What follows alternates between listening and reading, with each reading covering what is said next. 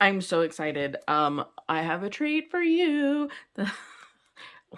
um, hopefully you were as obsessed as I was with Buffy the Vampire Slayer back in those 90s, back in the 1900s. I pre-ordered this last August, I think.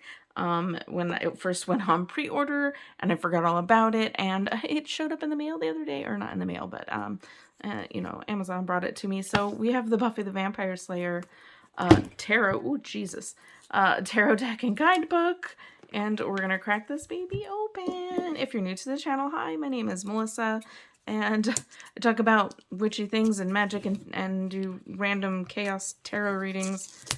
And yeah, so if that's your thing, stick around. I don't have a set schedule. I try to post at least twice a week.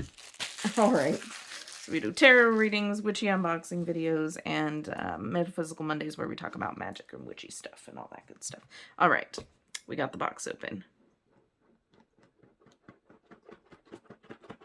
I feel like that would have made a good TikTok sound. Look at the... Oh, that's the... Oh, cute. Okay. So here's our little book. The pages are purple. The pages are purple. Okay, I like it when they have a picture of the card.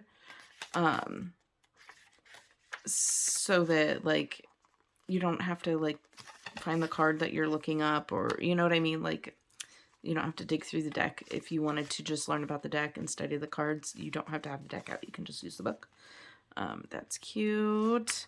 So they're pretty short explanations. That's okay. But it does tell you who the character is or what the item is. Interesting. And it's stakes. Okay, stakes, chalices, scythes, and pentacles. Oh, that's cool. Okay. I like the pages themselves are purple. And then we have one of these with the cute little ribbon. Cute. I did not look, which I normally look. Nope, nothing. Okay. Sometimes they have like little messages in there.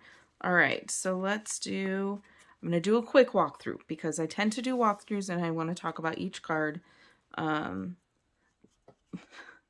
that Xander? I'm trying to remember all the characters' names. Xander, I think was his name. There's our Fool, Willow the Magician, Buffy the High Priestess, Cordelia the Empress. There's Buffy as the Emperor too. Oh, that'll be interesting. Or is that not Buffy? I'd have to look in the book. Because she had a sister in one of them. All right. The Hierophant makes sense. Giles. I don't remember. The Lovers. The Chariot. That is definitely Cordelia. Strength. Interesting choice. Interesting. The Hermit. Wheel of Fortune. Justice. Okay. The scales are on the headstone. And then that's kind of cool the way they did that. All right. The Hanged Man. The Hanged Man is Spike. All right. I'm going to stop right here. If you're watching this far, are you Team Spike or Team Angel? Justice or the Hanged Man? Let me know in the comments. Death. That's interesting. It's almost like a hear no evil, see no evil, speak no evil with their hands, but they're doing different gestures. That's kind of interesting. And then we also have the Flower. That is usually on the death card. Temperance is Mom. I don't remember Mom's name. Nice. The Devil. It's, to me, it seems like it's missing a little bit of the symbolism that's traditional to tarot. I mean, I guess that can be seen as like attachment or whatever, but the Tower. Okay. The Star. That's an interesting activity for the Star card. Okay. The Moon. And then we have the Sun. Judgment. Please check all bags and backpacks at the counter. Magic happens. It's like, is that a metaphysical shop? I don't recall this scene or this person, so interesting. I will definitely have to look at the book. The World. King of Stakes. Behind a school bus. Okay. Queen of Stakes. Knight of Stakes. Video camera. Page of Stakes. I mean,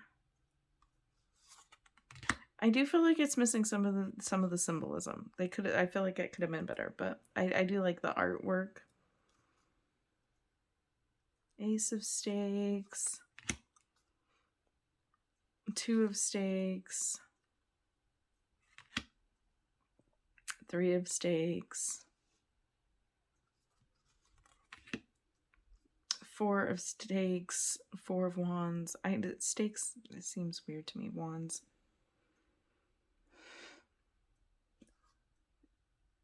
Interesting.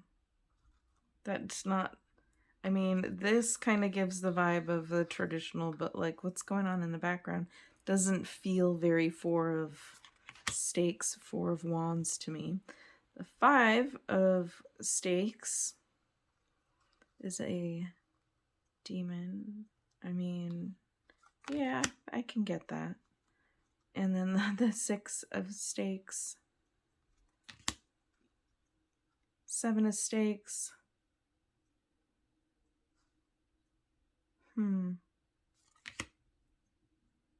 The Eight of Stakes. Oh, that's interesting. They have all people kind of throwing their stakes instead of just the stakes. Interesting. Interesting choice there. And then the Nine of Stakes. This I like the symbolism of. Okay, I don't want to go too slow. 10 of Stakes. It's a little bit different. It's a little bit different. King of Chalices, King of Cups. Okay. With the like wizard outfit. Okay. Queen of Chalices is a vampire. I don't know if you can see that much detail, but they're definitely the Queen of Cups as a vampire. Interesting choice. Knight of Chalices. There's a horse up there. There's like the traditional like Knight of Cups up there. The Page of Chalices.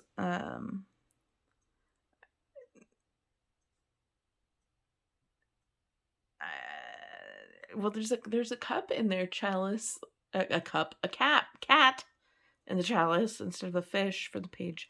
But like that card is I don't think that's a sleeve.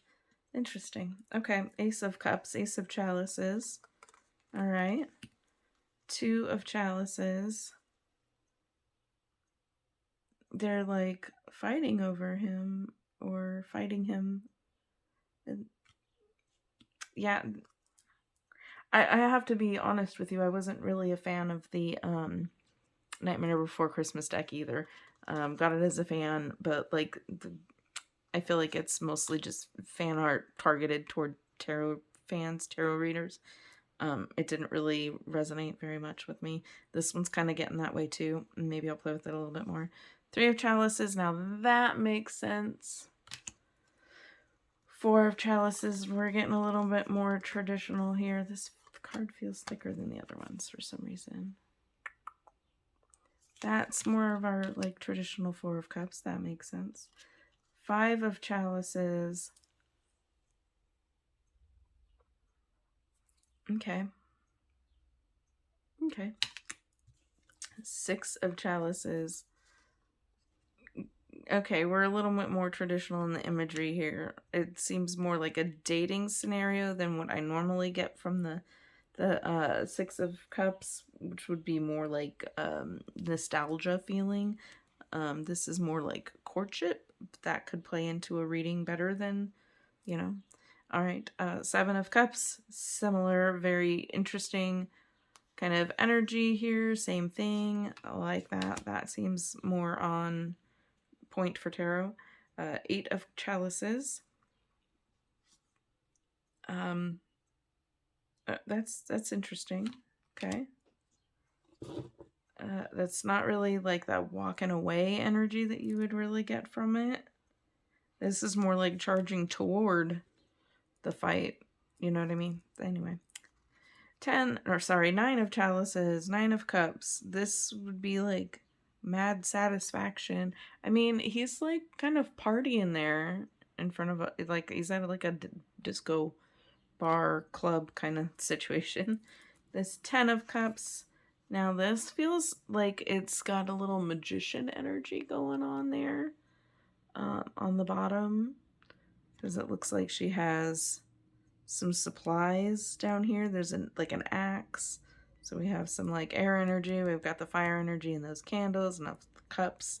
And I don't see any pentacles or any earth energy other than maybe sitting in a grounded position. But all right, let's move on to the swords or scythes. This is the King of Scythes. Okay.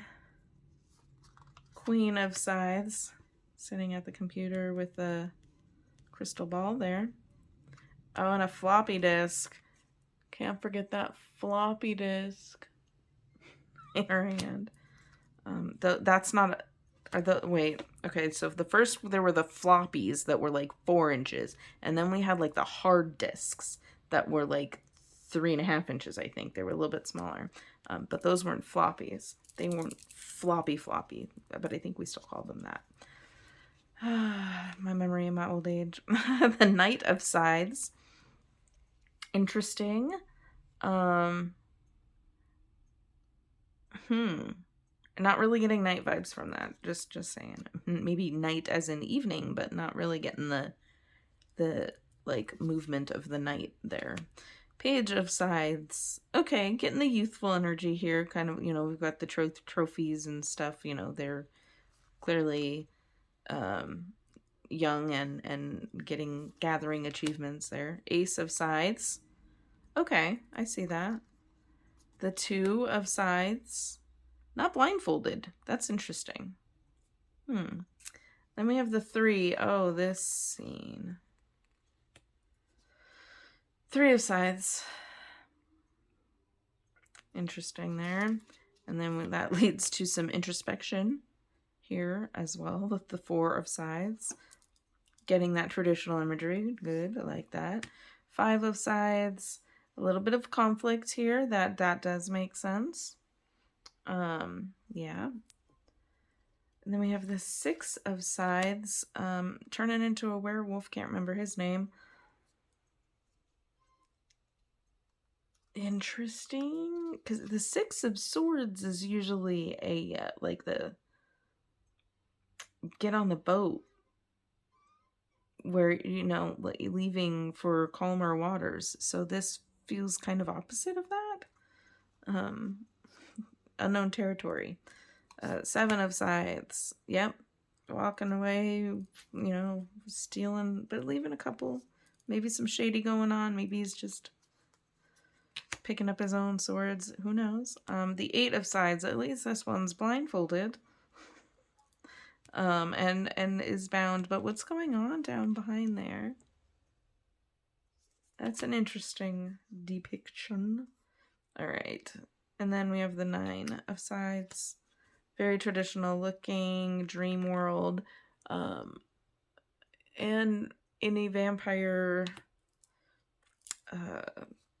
status. The Ten of Scythes. There's not 10 swords here. That's interesting. And maybe the portal is the how that's gonna be over with It's gonna go into the portal. I don't remember. I feel like this is like the last season. And then we have the King of Pentacles. Okay.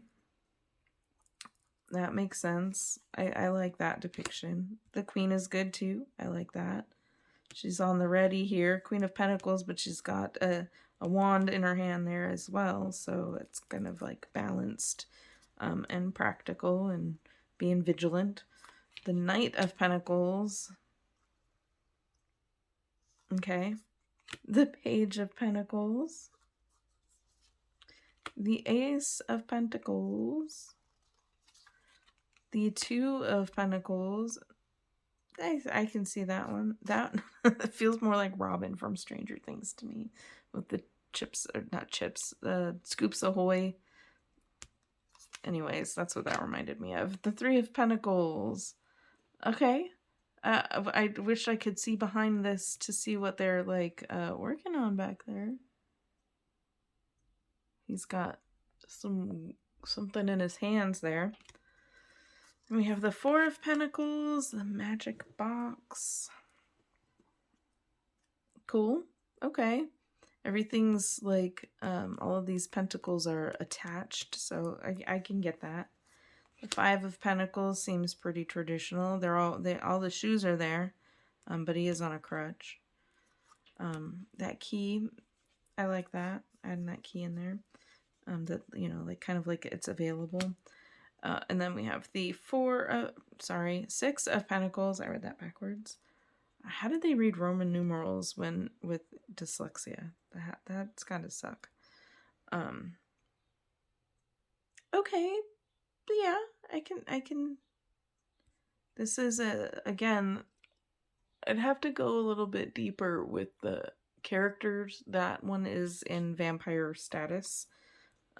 So like the vampires giving to the living people, I guess, there. So I can see that one. Seven of Pentacles, very traditional looking. We have the Eight of Pentacles here. Like on target. That's interesting. Okay. Like hitting your mark. I can see that. The Nine of Pentacles. She's got like she went trick-or-treating and just got cash. Skating around. Yeah. I could see like she got her bag. You know what I mean? Like I like that. And focusing on that witchy energy, witchy aspect of it, with the characters, the demon and the witch trick-or-treaters there. And then the last card we have is the Ten of Pentacles, which would be that generational, like that legacy energy. That makes sense. This feels kind of like Dracula here. And then we have the pets. Usually there's like children. There weren't a whole lot of kids in the show, so that makes sense that they would just use two dogs. But yeah, that's the whole deck. Let me know what you thought. I have mixed feelings. As a fan, I was excited. I'm still going to use them. I'm going to play with them a little bit. But yeah, some of the cards I have questions about. So, but other than that, I like it. I like the artwork. I like the color combos, and the card quality. They're pretty thick. That's pretty thick for a deck. For comparison, this is Steampunk. It's close, but these are a little bit thicker. I don't know if that shows up very well there. But that's a little bit thicker. They are just a smidge taller. Just a tiny bit, but the same width. If you happen to have the Steampunk Tarot to compare it to. Card quality, they don't stick together too bad. For being brand new, obviously that's to be expected, but it's not as bad as some new decks where it's just like you're like trying to like pry them apart. But they do also slide pretty well. So it's like a semi-matte finish. They're not super glossy, but it's not like the velvety matte. It's kind of like a medium matte, if that makes sense. But yeah, let's try and do... I have small hands, so I struggle with the regular overhand. Yeah, these might be too tall for that. Or not overhand, but like a riffle shuffle. Yeah, they're too thick. I can't get them in my fingers. Okay. Yeah, not too bad. Not too bad. They're a little tall for me to do overhand like that. Or why do I keep saying that? Overhand was good. This would be one I'd have to shuffle sideways. But yeah, they shuffle nicely. Especially for a brand new deck, they'll need to get broken in a little bit. But yeah, they don't stick. They slide well, but they're not super slippery like my glossy ones that like just slip and slide all over the place. These I like the paper, I like the weight, I like the finish on them. That's all good. But yeah, so if you have any other questions about the deck or you want to see any of the cards specifically, I can maybe do a short on that. Leave me a comment and let me know. Team Spike, Team Angel, or maybe Team Willow. Just saying. My answer will be in the comments. See you in the next one. Always remember that the magic you seek is within you.